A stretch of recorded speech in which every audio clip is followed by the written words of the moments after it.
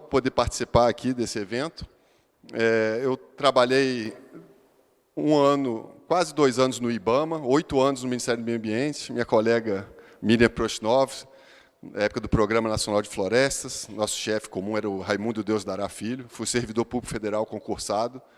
Larguei tudo depois do 3º diretor, não o Deus Dará, mas os 3 próximos, que eu tive que ensinar a trabalhar, e não sabia nem o que era manejo florestal, nem conhecia o bioma Amazônia, e era diretor do Programa Nacional de Florestas. Isso independente do partido político.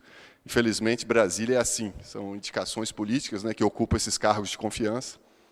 Então, mesmo sendo concursado, eu larguei tudo e fui para o setor de papel e celulose, no oeste da Bahia. O colega deve conhecer a Veracel Celulose, né? E também, agora, nos últimos 10 anos, eu sou gerente de sustentabilidade da Associação Brasileira das Indústrias, mais especificamente das indústrias de óleos vegetais. Então, a minha contribuição aqui com vocês é exatamente nesse tripé, né? Aquecimento global, combate ao desmatamento e boas práticas agrícolas, né? Clima, floresta e agricultura.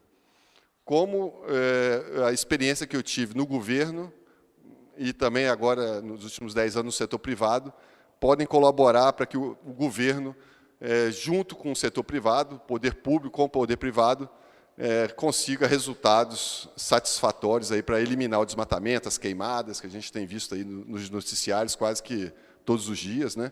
E também difundir as boas práticas agrícolas.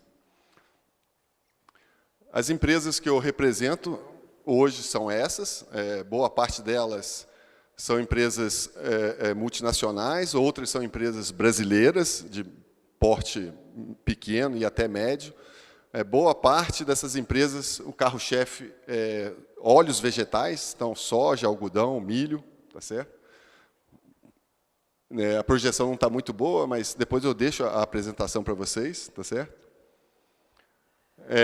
São empresas que têm uma escala aí muito grande de exportação, principalmente, né? No ano passado foram 45 bilhões de dólares de exportações, principalmente soja, farelo, óleo e milho, né? Farelo de soja, que basicamente vai tudo para ração de frango e suíno. E aqui, basicamente, para onde que a gente exporta, né? Então, hoje, 70% da produção é voltada para o mercado internacional. O óleo de cozinha, basicamente todo ele é consumido aqui no Brasil, mas a soja em grão, 80% vai para a China e 50% do nosso farelo vai para a Europa. Depois vocês vão entender por que eu estou contextualizando esse cenário aqui. E os nossos principais clientes na Europa, de farelo brasileiro, são muito exigentes em critérios socioambientais. Então, o europeu, desde a época que eu trabalhava no IBAMA, no Ministério do Meio Ambiente, ele não quer nenhum produto, isso é a sociedade europeia que já está nesse nível de evolução. Isso há 30 anos atrás, imagina agora, né?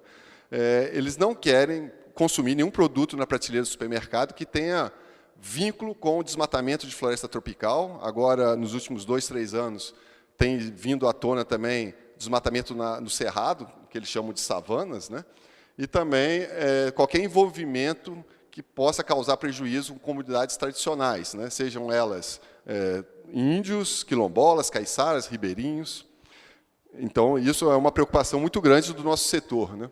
Então, essas são apenas alguns clientes nossos e que exigem essa questão socioambiental. Quanto à governança ambiental privada, depois eu vou falar um pouco da governança ambiental pública, né? Eu posso citar alguns exemplos de programas que nós coordenamos na Biov.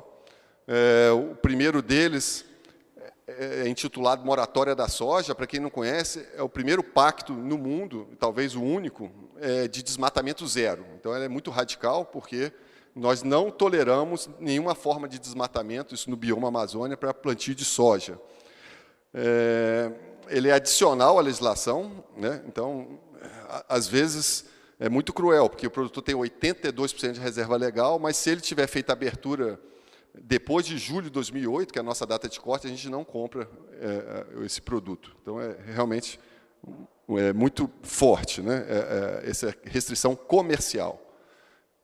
Tem um grupo aí há 2 anos reunido para a governança ambiental do Cerrado. Todos esses 2 trabalhos contam com as principais ONGs do Brasil e do mundo. O Imaflora mesmo participa da moratória há 13 anos já, né, um programa já muito antigo. Greenpeace, a WWF, a TNC, IPAM. Então, a gente tem muito orgulho de poder trabalhar em conjunto, não só as ONGs, como o setor privado, e o governo, o Ministério do Meio Ambiente, o INPE, tá? E também o Banco do Brasil.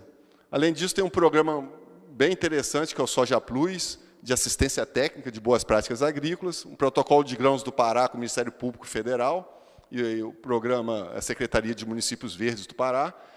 Esses 4, diria que é dentro da porteira, dentro da fazenda, a governança privada, ambiental, socioambiental, dentro da porteira.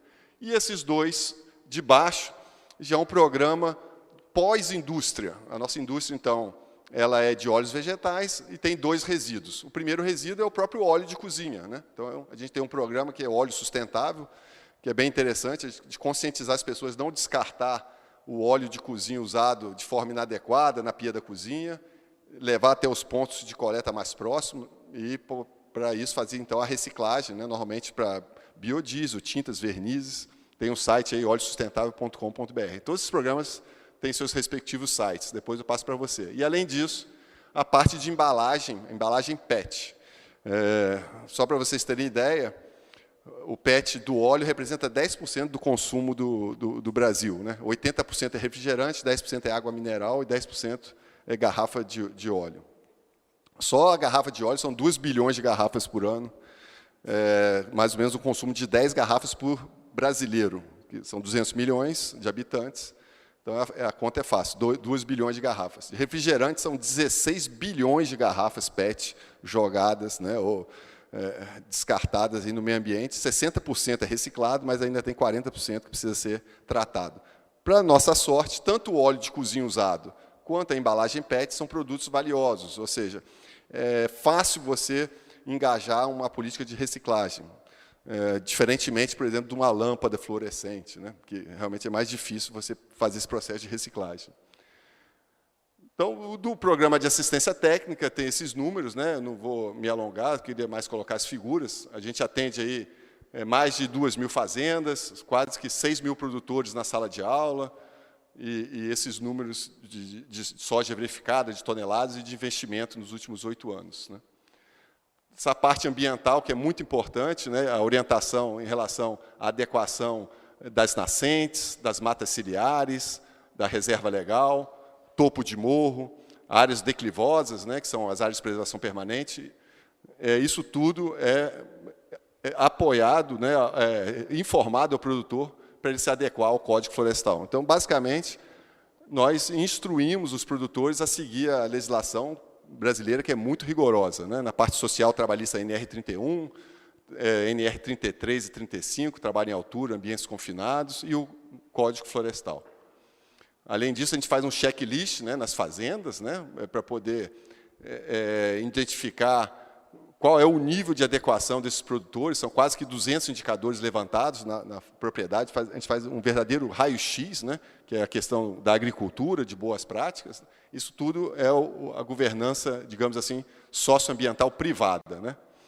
E, no final, nós temos aí todo um gráfico de adequação e a gente pode perceber, então, quais são as deficiências, onde que esse produtor rural pode melhorar seus indicadores.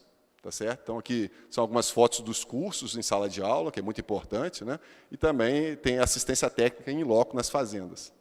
Tá certo? Até dias de campo aqui, que é bem interessante, né? Na própria cultura, né? Além disso, tem esse pacto que eu falei, que é de desmatamento zero, associado à soja na Amazônia. Então, como eu disse, são as empresas, a sociedade civil e o governo, né, unidos pelo desmatamento zero. Toda a identificação das áreas que foram abertas, a gente faz um imageamento de sobrevoo, e depois, nos últimos anos, as imagens de satélite têm nos ajudado muito. Praticamente, a gente não precisa mais fazer esse trabalho aqui de sobrevoo. Aqui é a floresta bioma Amazônia. Então, plantou soja depois de 2008, em área desmatada, a gente bloqueia esse produtor. Hoje, são quase 800 produtores bloqueados. Dos 5 milhões de hectares, a gente bloqueia quase 1 milhão de hectares de área desmatada após julho de 2008, tá certo?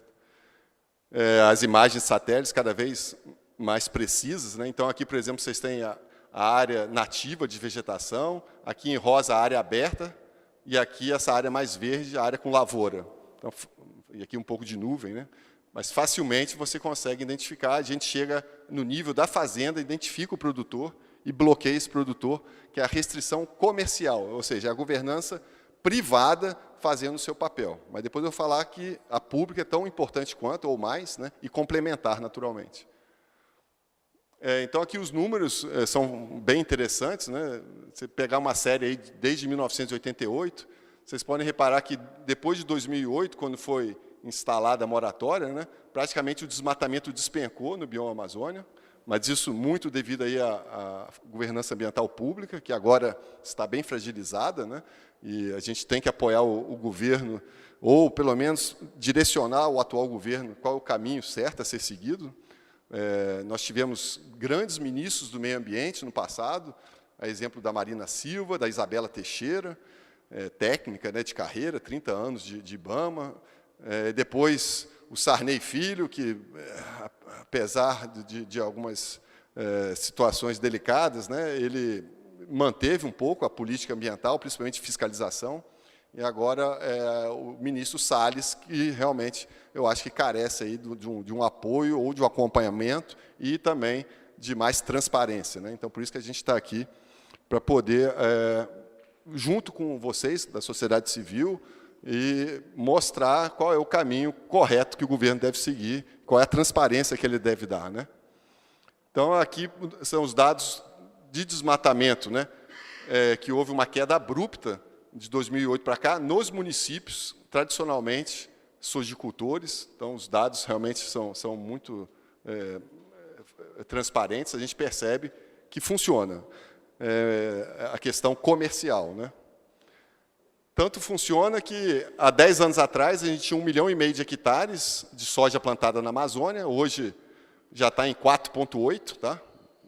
Aqui é 4,2, que é a safra 16/17, mas praticamente triplicou, e 2% só dessa soja foi plantada em área de vegetação nativa, e 98% foi em áreas já abertas antes de julho de 2008, inclusive é a data do Código Florestal, né? E aqui eu queria falar um pouco da parte da governança ambiental pública. Por quê? Não adianta a gente simplesmente restringir a compra desse produto se o governo não fizer a parte dele, se não tiver transparência do governo.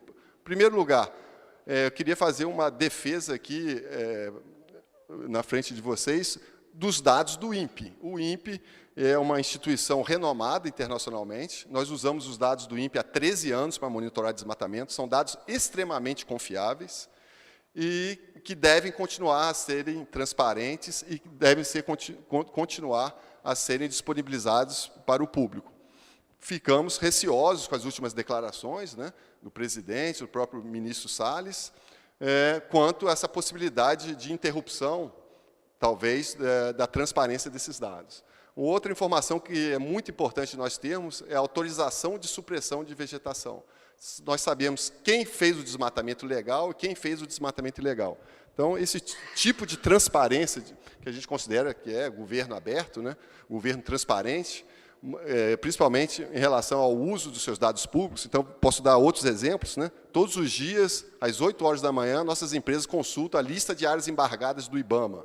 São 55 mil nomes que não fazem nenhum comércio conosco, nem de compra, nem de venda, nem de financiamento, pois possuem suas áreas embargadas. Essa lista é disponibilizada no site do IBAMA. Espero que continue assim. Isso também é um outro exemplo. Lista de trabalho escravo, de trabalho infantil, da Secretaria de Inspeção do Trabalho. Também usamos essa lista diariamente para não fazer nenhuma comercialização com as pessoas que constam nessas listas, né? Então, isso é muito importante. E a parte pública, de governança ambiental pública, que é tão complementar quanto, eu diria que esses dois vetores aqui, você lembra, Miriam? Essa aqui é da antigo, né? Mas eu acho que cai bem, né, no dia de hoje, né? Agora, essa aqui é novidade. Fiscalização e regulamentação. Então, a parte de monitoramento e controle da fiscalização, ela é fundamental. Por quê? se não tiver o IBAMA, a Guarda Nacional, Polícia Federal, Polícia Rodoviária Federal, hoje em dia é uma fiscalização integrada, né?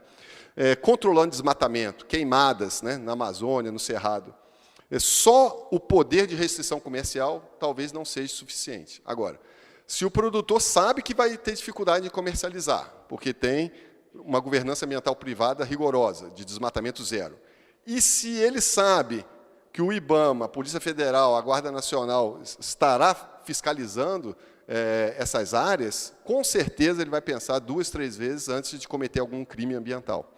Então, é por isso que eu trago aqui essa situação. Essa figura, ela representa o setor agropecuário, né? Então, toda a parte agrícola e pecuária, que é aproximadamente 30% do uso do solo do Brasil, 8% agricultura, 22% é pecuária. Aqui são os 3 grandes motores que impulsionam, né, o setor, são as 3 políticas públicas de crédito, assistência técnica e tecnologia, tá certo? Isso aí impulsiona normalmente todos os setores, não só o agropecuário, poderia estar qualquer um aqui. Só que, se a gente empurrar ele sem ter fiscalização e regulamentação, que são normas legais, né? Então, aqui no caso, a NR31, Código Florestal, toda a parte social, trabalhista, de saúde e segurança, né? Direitos indígenas, unidades de conservação, a exemplo do SNUC. Se nós não tivermos esses vetores empurrando para o mercado não sustentável, para a produção não sustentável, a tendência é que ele venha para cá. Então, é muito importante que o governo, de forma transparente e aberta, faça o papel dele. E, além disso, que a gente, por exemplo, está trabalhando agora num fundo aí de 265 milhões de dólares no Cerrado, para pagamento por serviços ambientais para aqueles produtores que possuem excedente de reserva legal, ou seja, mais do que a legislação exige, e também possuam autorização de supressão de vegetação. Esse fundo está sendo levantado junto aos consumidores, nossos consumidores europeus, que exigem também desmatamento zero no Cerrado, e em breve vocês terão novidades aí, o maior fundo do mundo de pagamento por serviços ambientais está sendo formatado. Então, essa conjuntura faz, sim, que o setor caminhe para a sustentabilidade. E isso tudo é dever da governança ambiental pública, né? Então, os dois juntos, né, trazem resultados como esse. São os últimos 2 slides. No bioma cerrado, por exemplo, nós temos aí 18 milhões de hectares de soja. Só para relembrar, o Brasil tem 851 milhões de hectares, né? 544 milhões dos 851 está ainda com vegetação nativa, boa parte na Amazônia, que é metade do Brasil. Lá na Amazônia está 80% preservado, só aí já tem 40% da área preservada, né? Além disso, 20% de pecuária e 8% de agricultura, como eu falei. 50% da área plantada com soja no Brasil está no bioma cerrado, que esses 18 milhões representam 8% do bioma cerrado, que tem 204 milhões de hectares.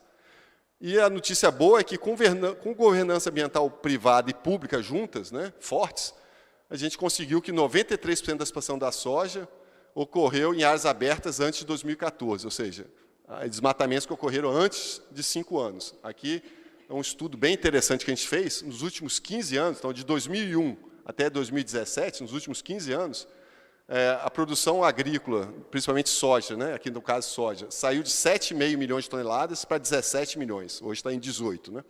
10 milhões de toneladas foram incrementadas em 15 anos. No primeiro 5 anos, de 2001 a 2006, 27% foi em cima de vegetação nativa e 73% em áreas já abertas. De 6 até 13, 2006 até 2013, 18% foi em cima de vegetação nativa e 82% em cima de áreas abertas. E, no último período, mais recente, 7%, que não é tão pouco igual na Amazônia, que é 2%, foi em áreas abertas e 7% em cima de vegetação nativa e 93% em áreas já abertas. A tendência é que, se a gente mantiver pagamentos por serviços ambientais, tiver condições do produtor receber uma boa assistência técnica, o governo fiscalizar devidamente, né? Não como está sendo feito aí um sucateamento do IBAMA, por exemplo.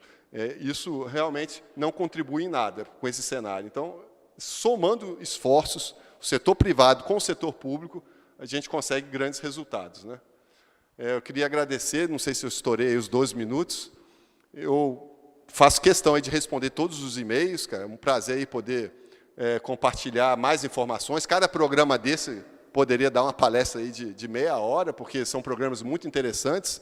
E eu tenho certeza que, se vocês conhecerem mais a fundo, com certeza vão identificar muitas sinergias com o trabalho de vocês no dia a dia. O Guilherme, que está aqui também na plateia do IDH, é parceiro de boa parte desses programas. E o Imaflora também, né? Então, a gente tem aqui vários... A própria Marina também já se inspirou bastante no Soja Plus, né? E tem feito um trabalho brilhante. Fez, né? Agora você já está em outro setor, mas seria o Cana Plus, né? Mas eu acho que esse tipo de trabalho, de assistência técnica, de transferência de tecnologia, de orientação para o produtor cumprir a legislação brasileira, que é muito rigorosa, somado ao trabalho do governo, que a gente tem que exigir transparência, exigir compromisso, faz toda a diferença em relação aí a clima, floresta e agricultura, no bom sentido, para uma produção e para um mercado sustentável. Muito obrigado, uma boa tarde para todos.